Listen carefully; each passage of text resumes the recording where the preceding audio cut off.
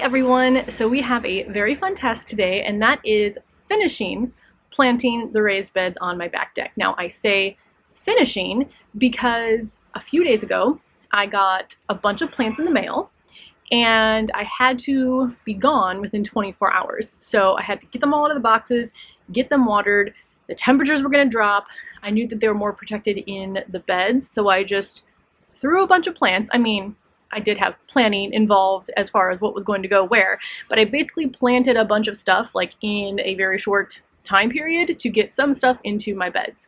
So I have 2 raised beds that are fully planted. We are going to plant the final bed today, but of course I'll show you what is already in the 2 beds. So my plan for the back garden versus the front. I want the back garden to have more of a cohesive plan with like the flowers and the colors and kind of make it look more like a, well, I guess like a garden that you put some thought into before just throwing things everywhere. Whereas the front garden is the opposite, where I'm going to be growing a lot of my vegetables. I'm still having lots of flowers, but it's kind of just a little bit more haphazard in the front, whereas the back I care a little bit more about how it looks. So my main colors for the back deck garden are different shades of purples, pinks, and oranges, and that includes like peaches and apricots as well. Also, any white flowers I think I'm going to include on the back deck too.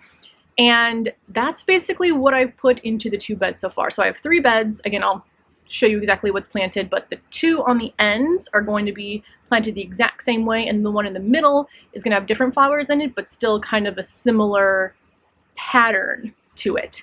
Now, also, to help myself plan, I have been using my seed starting schedule, which is very helpful because it has the heights of the plants in it, and it has like spacing requirements, even though I always shave a few inches off the spacing requirements in my containers, and it's worked so far. So I'm going to link that video down below where I show myself using the seed starting schedule. I usually fill that out in early winter, and then in the description of that video is a link to a Google spreadsheet that you can use if you are looking for some sort of document to keep all of your plants organized. So, having said all that, let's go ahead and I'll show you the 2 beds I've already planted, and we will get the final bed planted up. Alright, so these are the 3 beds along the wall of my back deck. Obviously, these 2 already have plants in them.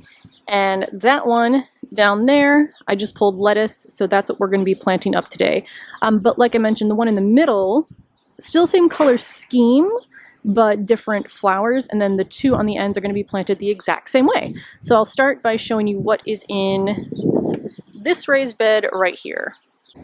So in the front of the bed right here, plants that will kind of mound and trail down, I have 3 plants from Proven Winners. The 2 on the ends are both Petunia vistas. These are jazzberry, which I love so much. I've grown them before. Everything in the back 2 rows are plants that I started from seed.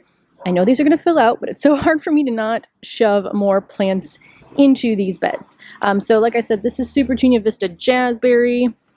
And then I saved the tags for all of the Proven Winners plants so I can remember what they are. And then in the middle, which I'm really excited about, is the Proven Accents tricolor.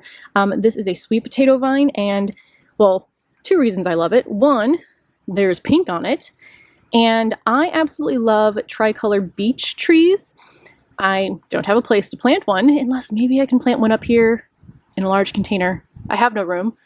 Maybe someday. Anyway, but these remind me of it. So I'm excited to try these out. I've never grown these specifically in my garden before. I've grown like the deep purple ones, just the plain green sweet potato vines, but this variegation is so pretty. Now, one thing I am going to keep an eye on is I know that variegated plants can burn more easily in the sun compared to non-variegated leaves. So I'm going to keep an eye on how these do. This is the deck that gets morning to like early afternoon sun, so it's not quite as harsh as like all afternoon sun that goes on my front deck. But if for some reason this doesn't work out, I can always pull these up and transplant them. So that's what's happening in the front. Again, the plan is to have these start to trail over the sides. Then in the middle row here are 4 different asters. These asters are Bonita Shell Pink. I got the seeds from Johnny's Seed, and they're going to be like a light pink color. I'll put some images up here somewhere since they obviously don't have flowers yet, but these are going to get to about 32 to 36 inches high. Now, this is the first time planting in these raised beds for the summer, but anytime I've planted, I feel like anything from Johnny's seeds in my raised beds, they hit the maximum height, if not even a little taller. So I'll have kind of a row of light pink here, again about 32 to 36 inches. Then behind them, I have 3 of the giant zinnias, giant Bethany zinnias, and these are the color or the variety wine. So they're a very deep, like purple with a little bit of red in it. They're a really pretty color. I grew them in a mix last year and I loved how they looked so much that I got that specific color seeds this year. Then in each corner, one there and one back there, I've put Status Apricot, and this is also from Johnny's seed. I have not grown Status before, but I'm super excited because, well, one, they look really pretty and unique compared to anything I've had, and also they are really beautiful to dry. So that's what's going on in this bed. We'll have kind of the purple, light pink asters, deep purple, reddish zinnias, and then 2 of the apricot Status, and this is exactly what I'm going to be planting today in that final bed on the corner. So now let's head over to this bed where, again, it's a very similar setup, just with a few different varieties. Now there's one kind of dying flower on here, but in this bed is the Petunia Vista Fuchsia. So this petunia on the side is going to be much more of a hot pink compared to, like, I would say maybe like a hot purple, neon purple color there. So we're going to have hot pink here. I have the exact same sweet potato vine in the middle. Again, the same Petunia Fuchsia down there.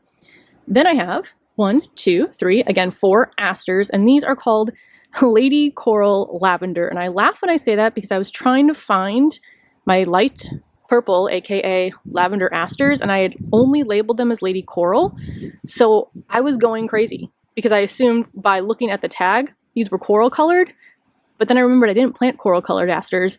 These were the Lady Coral Lavender. So these will be a light lavender color compared to a light pink in the other bed. Again, these are going to be about 32 to 60 inches. I forget if I mentioned the size of the zinnias, but those will get about 40. I think mine last year got 50 inches, so they'll be a little bit taller than the asters.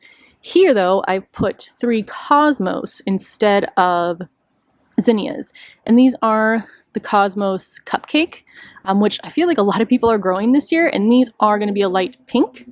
And then same thing on the ends as the other bed. I have 2 Status in the back corner. That is the Apricot. So in this bed, kind of it's a little bit of a reverse. Again, the front row is going to be more pink. This row is going to be more of that light purple, and then the back will be pink with apricot on the ends. So I think I'm going to really like that color combination. And then this is the third bed, which, like I said, we're going to plant up the exact same way as the first bed. So let's go ahead and do that now. Okay, so let's plant up this bed. In the first row, I'm going to do the same thing, the Jazzberry Petunia Vista, and then in the middle, the tricolor tricolor sweet potato vine. But something else I'm going to test, which I'm also testing in the other 2 raised beds, is the eco pots. So proven winners, I think the plan is to get all of their plants rolled out into these eco pots, but these pots are made from plants, and I actually have it pulled up on my phone where you can scan the QR code there for more information, but it's made out of starchy renewable plants like corn, switchgrass, and sugar beets. So I got these sent from Proven Winners for attending their event last year. I knew they were going to send me some annuals to try out in my garden. This is the first time I've gotten anything in an eco pot. I did get Petunia Vista bubblegum a few weeks ago at Home Depot, which is the only place I can find Proven Winners inside the city limits of Chicago, and those are still in the regular plastic pots. But these are made so that you can plant the pots with the plant. They'll break down over time, and not only that, but there's nutrients in here, which is supposed to grow your plant larger. Like, let's say I planted this one in the pot, this one not in the pot, which is what I'm going to do, and then I never fertilized either one. The one in the pot is supposed to grow as vigorous as if you had fertilized it. So that's what I'm going to try, although I am going to add fertilizer to these beds anyway for the other plants, but I thought I would see if there's going to be any sort of performance difference between planting one in the EcoPot and planting one not in the EcoPot. So how I have this set up in my other two raised beds is the one that when you're looking at the beds, it's on the right hand side, is not in an EcoPot. The ones on the left hand side, when you're looking at the raised beds, is in an EcoPot. So that's what we're going to do. Now, when you're using these, you don't just plant it as is, you have to remove the tabs and you have to remove all the way down. So if I pull this one out, what's been happening is it'll break off kind of halfway, but you need to make sure you break off down so that it's open all the way down and towards the bottom. And then the pieces that you can break off, you just toss in the bed as well. This one, I'm gonna also see how much is broken down by the end of the year in my raised beds. I don't know how quickly they're supposed to break down, so I'll see kind of what's left at the end of this growing season. So I'm excited to see how those perform. So I'm gonna remove the other tabs from this one, just so I don't forget to do that, because I did when I was in my planting frenzy. I also planted the wrong zinnias in the first bed. I just did my regular Bethany giant mix, so I didn't know what colors were going to go in there, and when I realized that, I had to swap them back out. All right, so this one is going to go in the left corner, right back there. This one, also saving the tag so I remember what they are, which is new for me. Usually I forget to label. So this one, I'm just going to squeeze kind of like a normal-ish pot and take this out. This one is going in the right-hand corner. And then the last one, sweet potato vine, is going right there. So now we'll actually get these into the beds and then get all of the other plants that are still inside that I'm going to plant in here as well.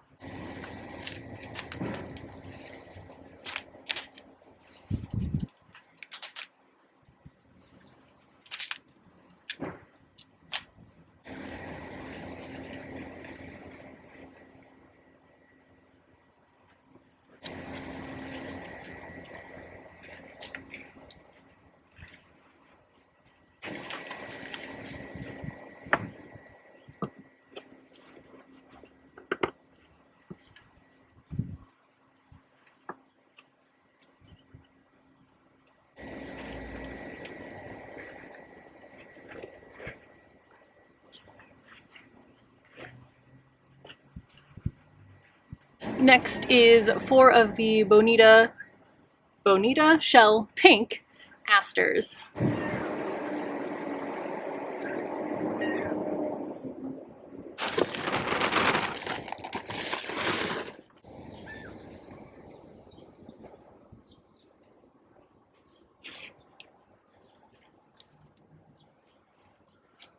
Then I have my 3 giant Bethany wine zinnias.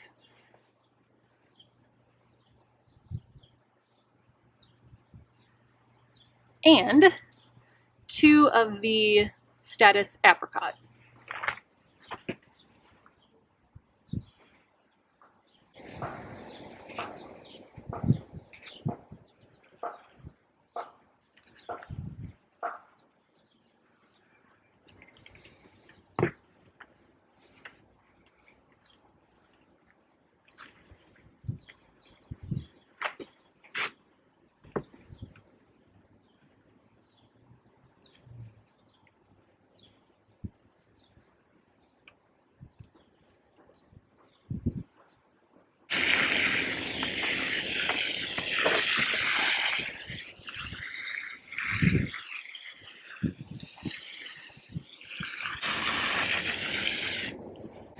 Here she is, all planted up, and I cannot wait for these to grow in. So I did realize after I planted the first row that I did not have enough soil, so I added some partway through, but I think she looks pretty good. And then here are all 3 of the beds planted up. I think this is going to be a really beautiful border along this deck.